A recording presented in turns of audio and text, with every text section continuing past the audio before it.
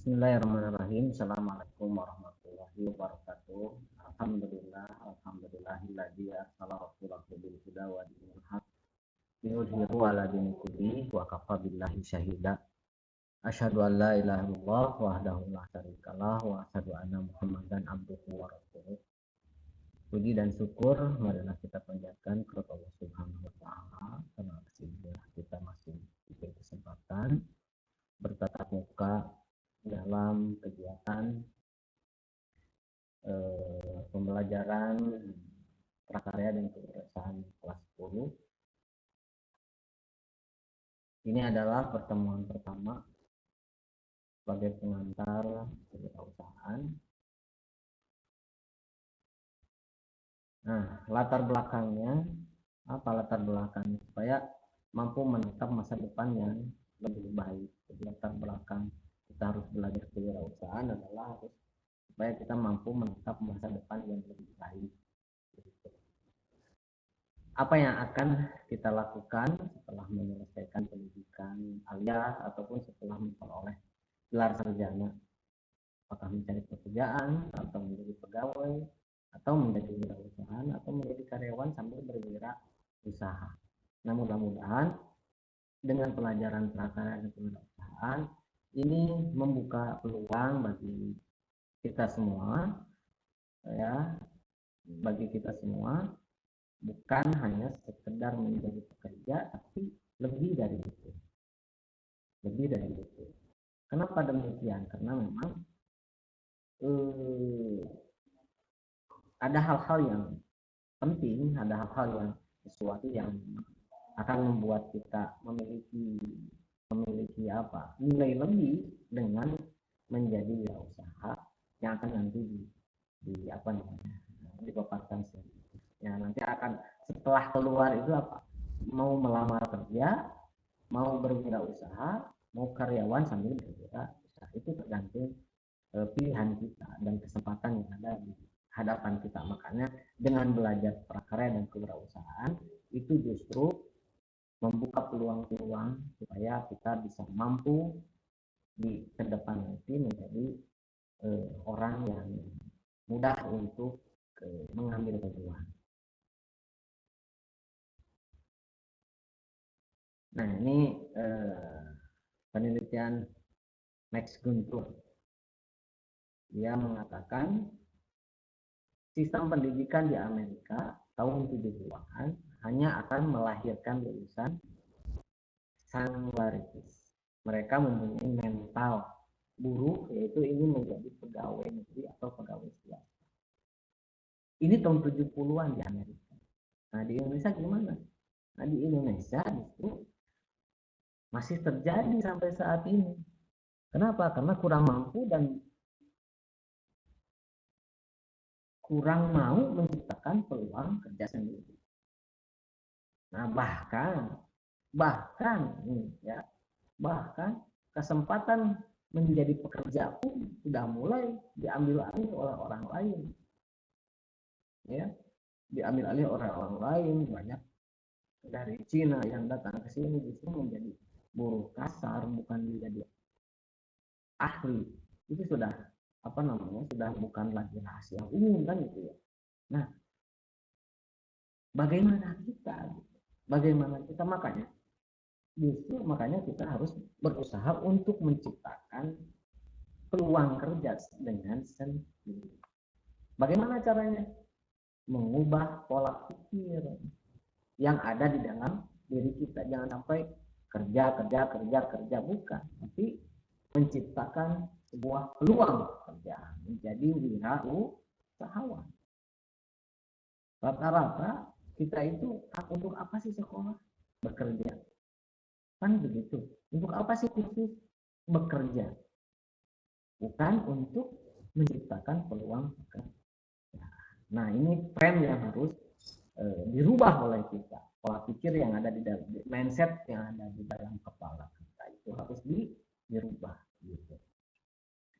Nah, apa keuntungan menjadi wirausaha? Yang pertama, harga diri, ya kan? Harga diri atau bukan berarti harga RP sekian, bukan.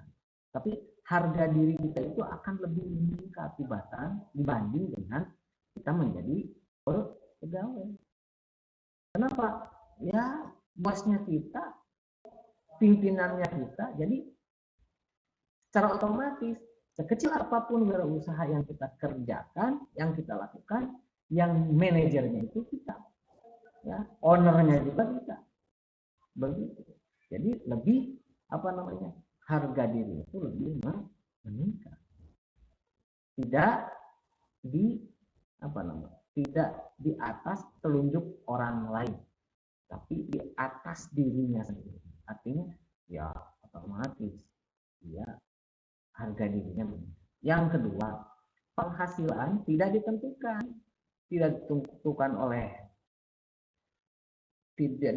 oleh bos gitu kan, karena kita bosnya. Penghasilannya itu ya tergantung kita, bagaimana kita mengusahakan atau bagaimana kita mengembangkan wirausaha itu.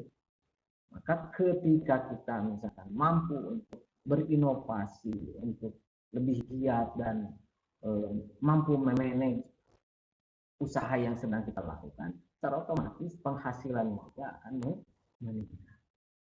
Kemudian yang ketiga, ide dan motivasi. Nah, ide dan motivasi itu, ide itu buat kita sendiri gitu, bukan untuk orang lain.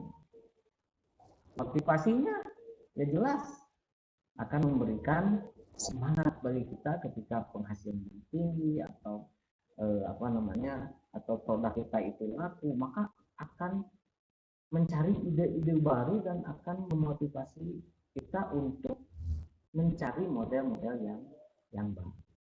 Yang keempat, masa depan. Nah, masa depan ini kalau kita bekerja di orang lain, tentu masa depan ditentukan oleh orang lain. Tapi kalau menjadi wirausaha, maka masa depan itu ditentukan oleh kita sendiri.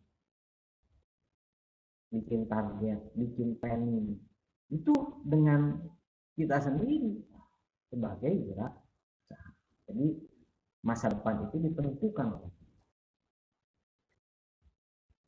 Adapun kelemahan wirausaha yang pertama adalah pendapatan tidak pasti. Nah, kalau pendapatan tidak pasti besar ya nggak masalah. Ini pendapatan tidak pasti justru menurun yang gitu ya, atau rugi. Nah, ini pendapatan tidak pasti. Tapi dari kelemahan ini bisa menjadi kekuatan. Makanya posisikan kita sebagai sebagai pemilik kan gitu, yang harus bertanggung jawab. Nanti ada analisa yang namanya analisa SWOT, bagaimana kelemahan itu pindah menjadi kekuatan. Harus mampu, nanti sifat-sifat wirausahaan itu kan diantaranya adalah harus mandiri, harus mampu memindahkan sesuatu yang asalnya menjadi kelemahan menjadi pindah menjadi kekuatan dengan cara pertama menganalisis, kemudian yang analisis masalah, setelah ada masalah bagaimana cara penanganannya, apa jawabannya. Nah, jawaban itu akan membuat pindah yang tadinya lemah menjadi kekuatan. Contoh, usaha kita tidak memiliki modal. Bagaimana caranya? Itu kelemahan kan, tidak memiliki modal. Nah, kalau misalkan tidak memiliki modal, maka mencari solusinya. Cari teman yang punya modal. Nah, itu menjadi sebuah kekuatan. Itu teman kita punya modal, kita memiliki ide dan memiliki memiliki sumber daya. Nah, teman kita itu yang memiliki modal itu yang awalnya tidak punya modal itu menjadi kelemahan, tapi dengan mencari jawaban atau solusi, maka itu menjadi kekuatan. Yang kedua, kelemahan wirausaha itu bekerja keras. Jadi bekerja itu harus betul-betul keras gitu ya, berpikir keras, mindset juga harus keras, kerjanya harus keras, kemudian tidak memiliki jam kerja pendek, tidak dibatasi, jam kerjanya itu panjang, bahkan bisa jadi 24 jam memikirkan usaha kita. Gitu. Tapi ada hal-hal yang terpenting yang itu tetap harus bisa dasari, landasi semua kegiatan itu adalah ibadah kepada Allah. Itu yang harus tidak boleh hilang dalam pikiran kita, di dalam hati kita ketika kita beraktivitas. Kemudian yang ketiga, kualitas hidup masih rendah atau hemat. Karena ini memiliki karena ini merasa milik kita, maka setiap kebutuhan kehidupan itu berusaha untuk hemat kan. Padahal ini pun akan bisa dijawab oleh kita ketika kita memiliki keuntungan yang besar. Bahkan bisa poya-poya dan sebagainya, bisa memberi bisa infak, sodako, zakat dan sebagainya ketika penghasilan kita lebih dari apa yang diharapkan. Kemudian yang keempat, tanggung jawabnya itu besar. Tanggung jawab besar ini kelemahan, tapi tanggung jawab besar ini akan menjadi kekuatan. Justru dari tanggung jawab besar inilah pada akhirnya kita akan berkreatif, mencari cara-cara supaya wirausaha yang kita rintis itu terus maju. Nah, dari kelemahan inilah harus mencari beberapa jawaban seperti yang tadi gitu ya, supaya dari kelemahan ini pindah menjadi kekuatan. Nanti dipelajari di analisis SWOT, SWOT. Ada strength, weakness, pokoknya opportunity, kayaknya apa? Nantilah ya dipelajari di analisis SWOT. Ada kalau yang sudah berorganisasi, pasti ada ya. Analisis SWOT itu menganalisis sebuah kegiatan atau pekerjaan yang akan kita lakukan. Ada dari diri, ada dari luar. Kalau dari dalam, internal, itu kekuatan dan kelemahan. Kalau dalam, dari diri. Tapi kalau berhubungan dengan eksternal, yang tadi internal dan eksternal adalah peluang dan ancaman. Itu dari luar.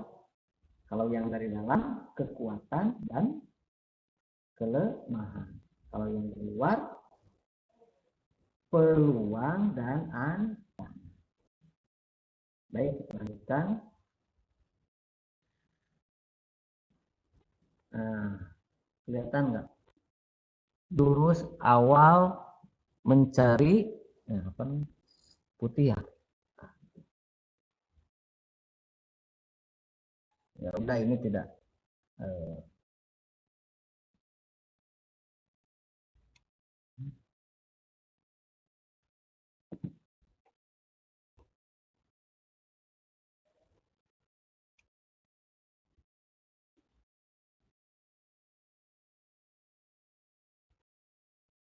bentar.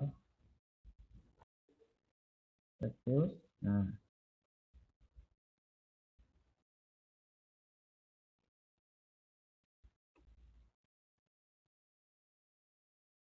Kelihatan?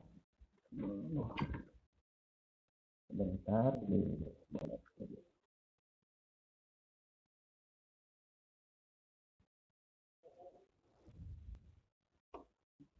Ganti warna supaya kelihatan.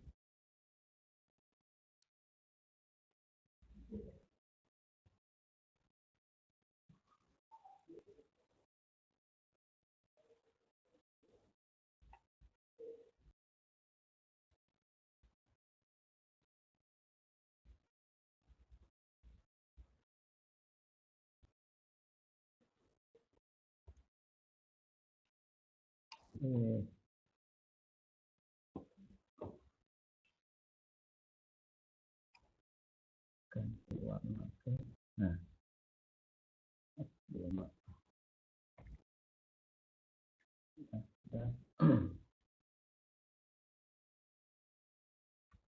jurus awal menjadi pengusaha.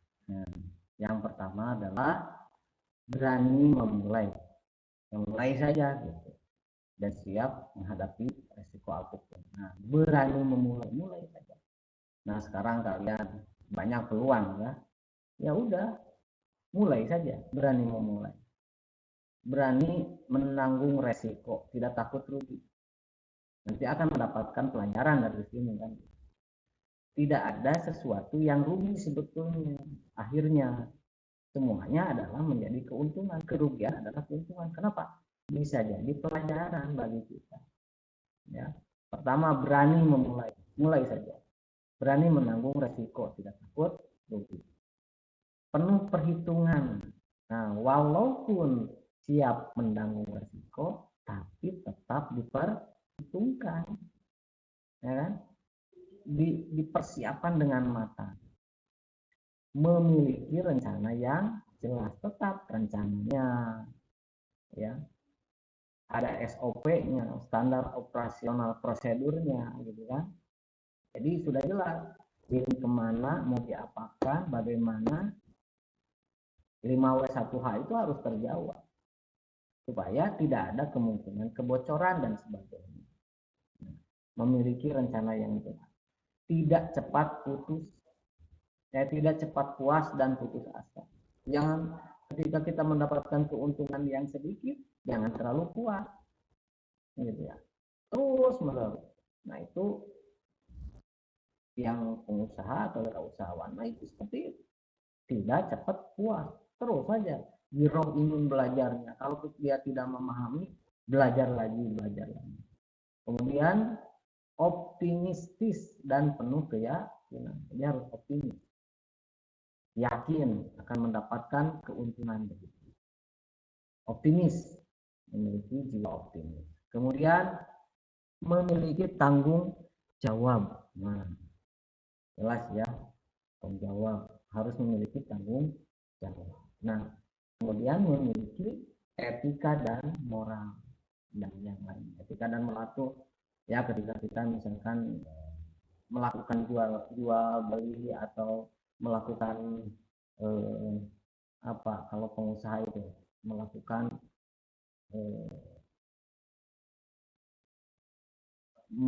dengan karyawan dan harus memiliki etika. Tidak segawaya saja, tetap ada hal-hal yang harus dipertanggungjawabkan, apalagi kita kan. Nah, faktor kritis membuka usaha baru. Personal, sosial. Yang pertama personal, ya. Personalnya bagaimana nih, yang itu ya. SDM-nya, sumber daya manusianya. Kemudian sosiologikalnya, sosialnya gimana? Ini, ya. Kemudian environmentalnya gimana? Ini 3 hal yang akan faktor kritis yang akan berkaitan ketika kita membuka usaha baru. Model proses kewirausahaan.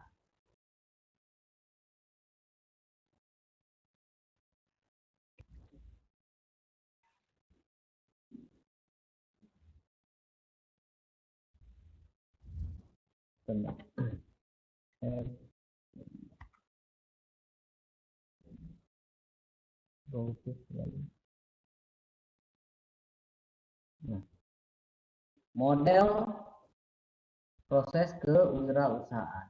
Nah, modelnya itu gini. Innovation, ada nggak inovasinya? Triggering event, ya. Triggering event itu memproses kegiatan seperti apa. Kemudian implementation dan grow. Ini 4 hal yang harus diperhatikan dalam model proses kewirausahaan.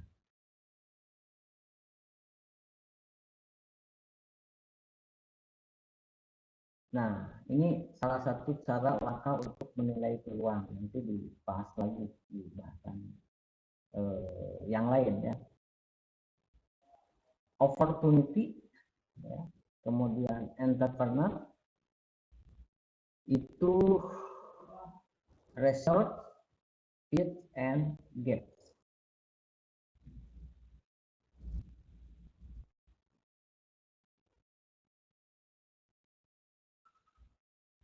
Nah, ini slide terakhir.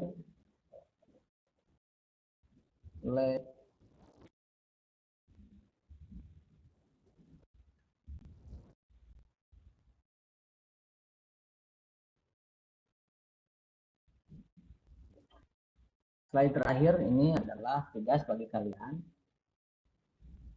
Uraikan latar belakang mengapa seseorang perlu untuk melakukan wirausaha atau menjadi pegawai. Ya. Kemudian yang kedua, untuk menjadi dan memulai berwirausaha banyak sekali kendala yang dihadapi. Silakan kalian menjelaskan kendala-kendala untuk memulai berwirausaha. Jelaskan faktor-faktor yang menyebabkan keengganan kalian atau masyarakat umum untuk mau dan mampu melakukan wirausaha. Tentu ini tidak harus didiskusikan dengan teman-teman kalian yang jauh, ya boleh saja sih, silahkan melalui WA atau apa diskusikan. Yang pasti ini bukan tugas kelompok, tapi tugas masing-masing. Bisa saja didiskusikan dengan orang lain atau orang yang berbeda masalah. Ya, uraikan latar belakang mengapa seorang perlu melakukan wirausaha atau menjadi pegawai. Untuk menjadi pegawai dan mulai berusaha banyak sekali kendala yang dihadapi. Kalian diminta untuk menjelaskan kendala-kendala apa saja. Yang ketiga, jelaskan faktor-faktor yang menyebabkan keengganan kalian ke masyarakat umum untuk mau dan mampu melakukan wirausaha. Nah, ini yang terakhir. Terakhir mah gambar apa ini? Gambar mobil. Nah, mobil. Nah, ini udah mobil. Silahkan lihatlah kenapa harus ada ini dalam mobil. Dikatakan mobil itu setelah utuh, kan gitu ya. Ada bannya, ada apanya. Begitu dengan berwirausaha, itu juga ada bagian-bagian yang harus disatukan menjadi satu kesatuan. Tidak bisa parsial masing-masing, tapi harus menjadi satu kesatuan. Baik, itu saja untuk pertemuan kali ini, mudah-mudahan bermanfaat. Tetap menjaga kesehatan, tetap jaga jarak, sering cuci, jaga jarak itu dengan yang sakit, sering mencuci tangan dan menjaga kesehatan. Intinya yang tidak boleh meninggalkan sholat 5 waktu, karena disitulah kesempatan kita bersuci dan bersih-bersih tubuh kita. Itu saja, mohon maaf kekurangan. Aku kuliah dawasa. Assalamualaikum warahmatullahi wabarakatuh.